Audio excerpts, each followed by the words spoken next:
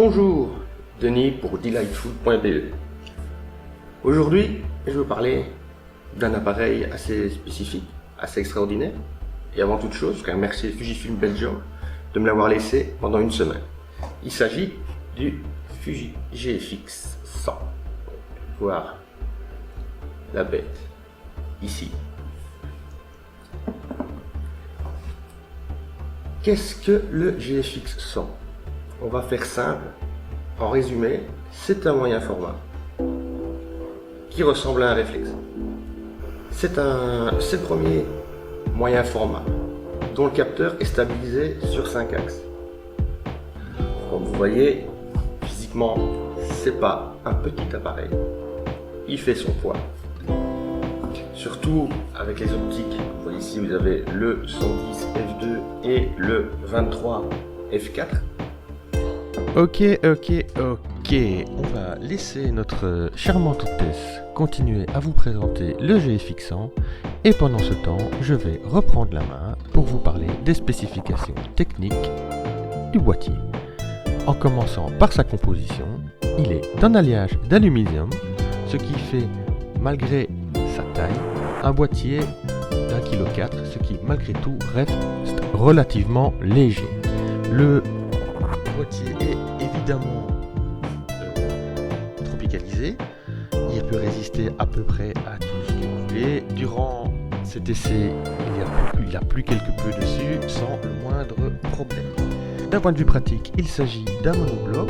Il y a donc une position horizontale traditionnelle et un grip inclus qui permet une position beaucoup plus confortable en format portrait. D'un point de vue ergonomie, il y a toute une série de boutons répartis sur le boîtier. Ils sont tous configurables selon vos souhaits. Un bouton très pratique est le bouton d'accès au menu rapide qui se situe sur le petit ergot à l'arrière du boîtier. En ce qui concerne le capteur, nous sommes sur un capteur qui fait 43,8 mm par 32,9 d'une résolution de 100 millions de pixels. Alors, c'est exactement, pour être précis, 102 millions de pixels. Le GFX 100 embarque le X-Processor 4, qui est le dernier processeur de Fuji optimisé pour ce boîtier. En ce qui concerne l'obturateur, vous avez le choix entre un obturateur mécanique et un obturateur électronique. Nous allons maintenant passer à une pièce excessivement importante pour le confort d'utilisation, il s'agit du viseur. Celui-ci est bien évidemment électronique et il est composé d'un écran OLED de 5,6 millions de pixels qui couvre approximativement 100% de l'image. À l'usage, celui-ci s'est révélé très clair, très facile et très agréable. Je sais que certains ont des problèmes pour s'adapter au viseur électronique.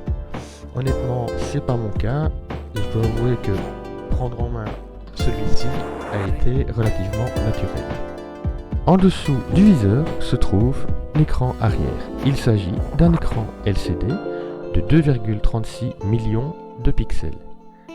Il est évidemment tactile et il s'oriente dans 3 directions. En format paysage, vous pouvez le remonter vers le haut à 90 degrés. Vous pouvez l'orienter vers le bas à 45 degrés. Et vous pouvez également le basculer vers la droite à 60 degrés. Ce qui est assez pratique, comme vous pouvez le voir dans cette petite vidéo, quand vous devez utiliser une composition en format portrait. Une petite particularité du viseur qui est fort appréciable est que celui-ci est amovible, ce qui vous permet, lorsque vous composez avec votre appareil relativement bas, au niveau du sol, de le retirer afin de ne pas obstruer la vue sur votre LCD. Sur l'épaule droite du boîtier se trouve un écran LCD en noir et blanc. Celui-ci peut afficher soit l'histogramme, soit vos exifs, soit les 2 petites roulettes qui sont typiques de la ligne XT de chez Fuji. Sur l'arrière, en dessous du LCD, se trouve également un petit moniteur sur lequel vous pouvez indiquer vos informations, votre échelle d'exposition ou un histogramme. En ce qui concerne l'autofocus, le GFX embarque un système à détection de face avec toute une série de collimateurs répartis sur presque la totalité de son capteur. Il y a 6 modes possibles en autofocus et une personnalisation possible en plus. Je ne vais pas vous faire la liste de tout ce qui est disponible, reportez-vous pour ça sur le site de Fuji.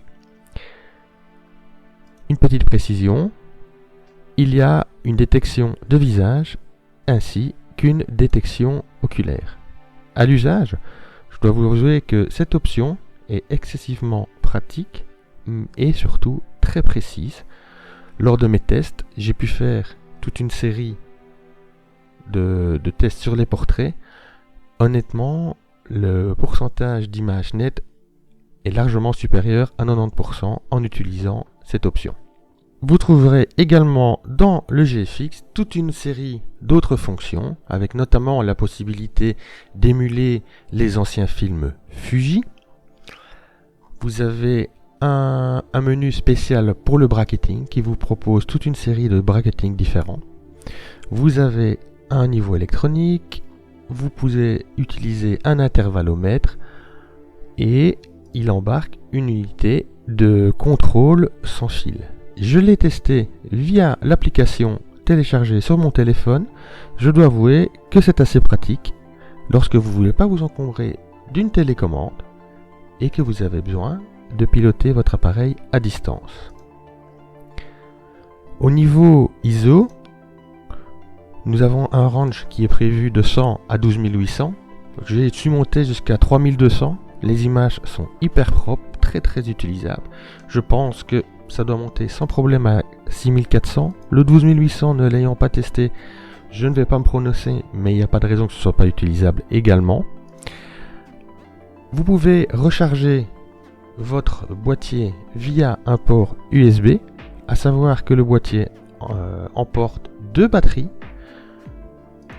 Lors de mes séances, je peux compter à peu près entre 200 et 250 photos par batterie, ce qui vous donne une autonomie complète pour les deux d'environ entre 450 et 500 photos, ce qui n'est pas si mal. Bien sûr, on attend toujours mieux, mais franchement, c'est quand même très utilisable et ce n'est pas un frein. D'un point de vue sauvegarde d'image, le GFX a 2 slots pour les cartes mémoire. Il s'agit de cartes au format SD. Alors vous avez toute une série de cartes SD, là encore je vous renvoie sur le site de Fuji pour toutes les spécifications. Petite précision qui est toujours bon de savoir, un RAW sortant du GFX avoisine les 200 mégas. Ça veut dire que si un jour vous envisagez d'acheter ce boîtier, pensez à booster votre système informatique pour pouvoir traiter ces fichiers correctement, ainsi qu'augmenter vos tailles de sauvegarde. Le GFX vous permet également de réaliser des vidéos. Alors, je n'en ai pas réalisé par manque de temps.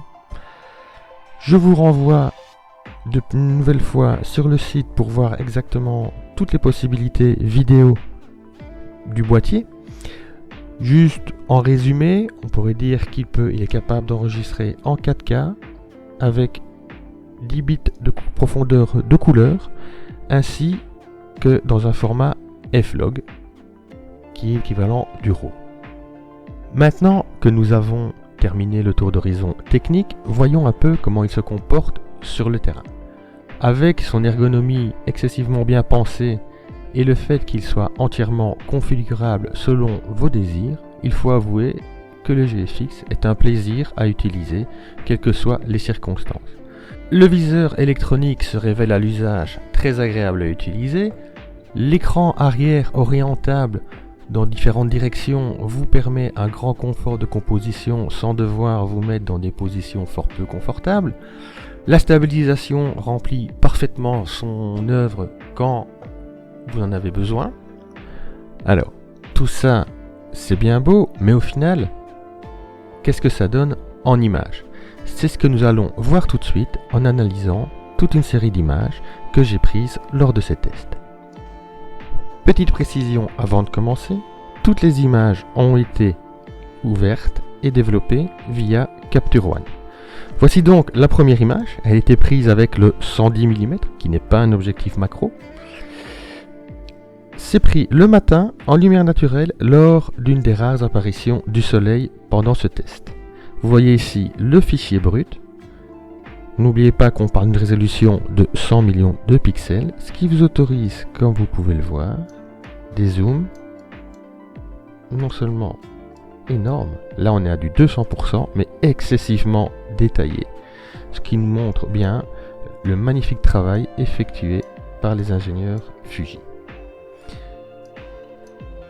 Vous pouvez voir ici la version brute, la version finale qui est un crop de cette taille de la version brute.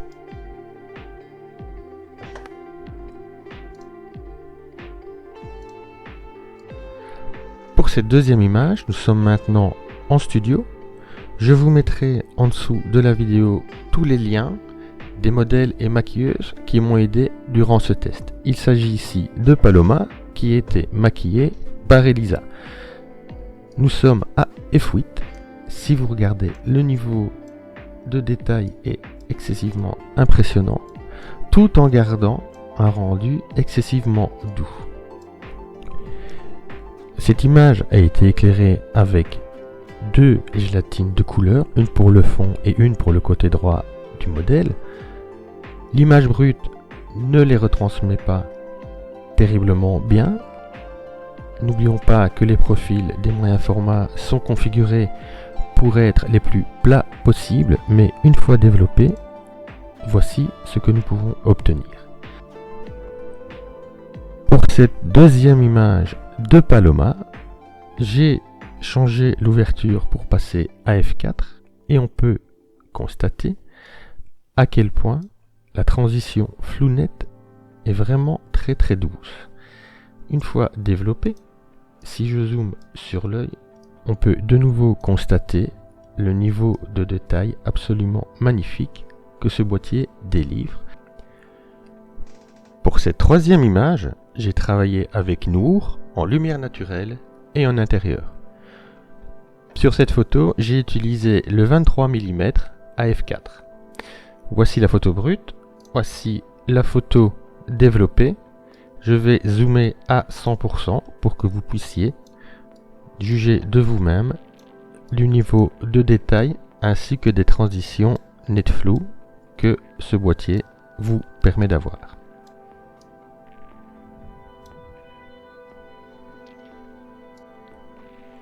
L'image suivante a été prise au même endroit que la photo précédente et je l'ai volontairement sous-exposée pour voir un peu la plage dynamique disponible sur le GFX. Je vais vous le faire en live. Voici donc la photo brute et je vais demander à Capture One de me faire un développement automatique. Et voici le résultat qu'on obtient. Comme vous pouvez le voir, si je zoome dans les ombres, notamment au niveau du toit, malgré la récupération, donc là on est à 400%, 200%, malgré la récupération des ombres, le fichier reste très propre et il n'y a quasi pas de bruit généré. Alors, ok, on a 100 ISO, mais quand même, c'est plutôt impressionnant. Cette image-ci est toujours avec Noor, en lumière naturelle et cette fois-ci en extérieur. Elle était prise à f2 avec le 110 mm, c'est-à-dire un équivalent 85 mm. Voici l'image brute, voici le fichier développé et si on zoome, vous pouvez remarquer la douceur des transitions entre le net et le flou, ainsi que le bokeh qui est terriblement agréable. Nous sommes maintenant en studio avec mon ami Fox. Les exifs de cette photo, comme vous pouvez le voir ici en bas, sont 110 mm à f2. Voici la version brute, voici la version développée et je vais zoomer sur les yeux à 100%. Voilà. Vous pouvez dans un premier temps constater le niveau de détail totalement ahurissant et ensuite voir à quel point, même avec une profondeur de champ excessivement réduite, les transitions restent malgré tout très douces. La série de photos suivante a été prise en extérieur dans la ville de Mons lors d'une sortie. Le temps n'était pas vraiment de la partie, comme vous pouvez le voir, mais malgré tout, on peut quand même retirer des images tout à fait acceptables. Vous voyez ici la photo brute, voici la version développée. Vous voyez à quel point on peut faire ressortir les couleurs, les contrastes, on arrive à garder de la douceur. Nous sommes là avec le 23 mm à f8. Sur la photo suivante, voici la photo brute et voici la photo développée. Il s'agit toujours du 23 mm à f8. Nous sommes maintenant à l'intérieur de la basilique Sainte-Vaudrue qui se situe dans la ville de Mons. Voici une photo réalisée avec toujours le 23 mm à f6.4. Voici la version brute et voici la version développée. Je vais zoomer sur la photo afin que vous puissiez juger du niveau de détail.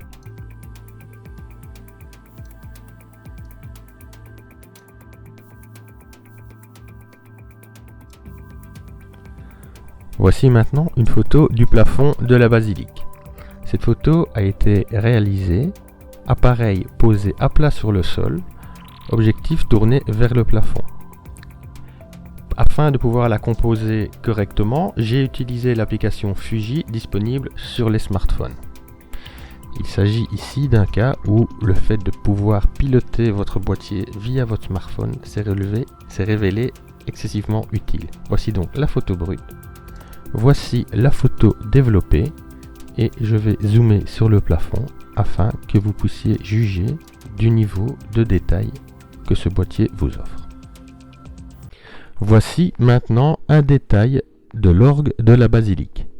Cette photo a été réalisée avec le 110 mm à 1/80 de seconde et à 3200 ISO. Comme vous pouvez le constater, elle est nette, absolument nette. Merci à la stabilisation. Et voici la version développée. Pour une photo à 3200 ISO, je vais zoomer sur les zones des ombres qui, une fois ouvertes, devraient révéler le bruit s'il y en a. Et vous pouvez constater que le fichier reste absolument très propre et très utilisable. Pour cette dernière photo de l'intérieur de la basilique, j'ai exploité la plage dynamique disponible du Fuji. Nous sommes ici à 110 mm, à 1/50 de seconde et à 200 ISO. Voici la photo brute et voici la photo développée. Si je zoome à 100%, vous pouvez voir à quel point nous retrouvons y compris la texture de la toile.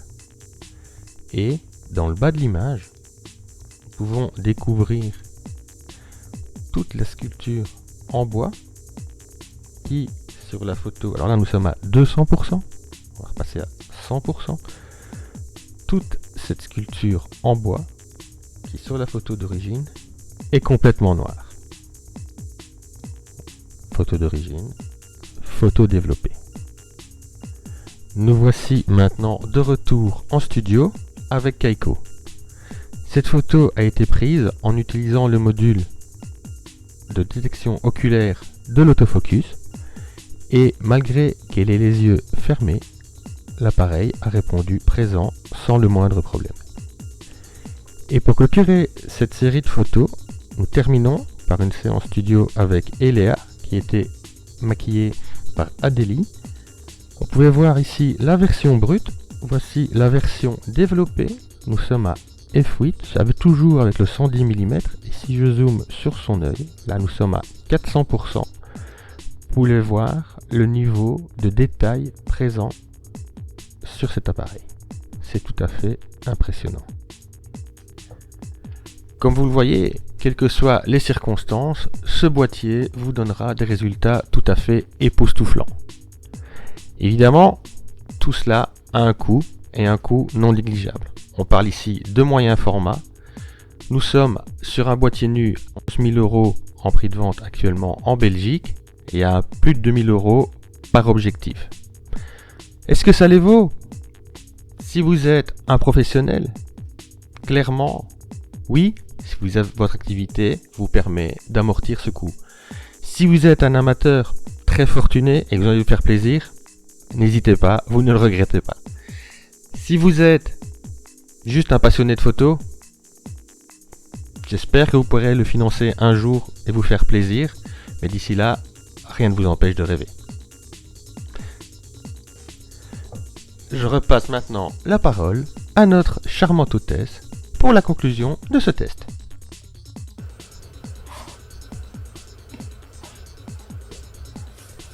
Voilà, nous sommes arrivés à la fin de ce test. J'espère qu'il vous aura plu. Si c'est le cas, n'hésitez pas à vous abonner, à nous supporter en nous donnant un petit pouce, ça fait toujours plaisir. Si vous avez des questions, n'hésitez pas à la poser en dessous de cette vidéo, j'y répondrai du mieux que je peux. Et maintenant, malheureusement, je vais devoir vous laisser parce que je dois le rapporter à ses propriétaires. Merci et à la prochaine.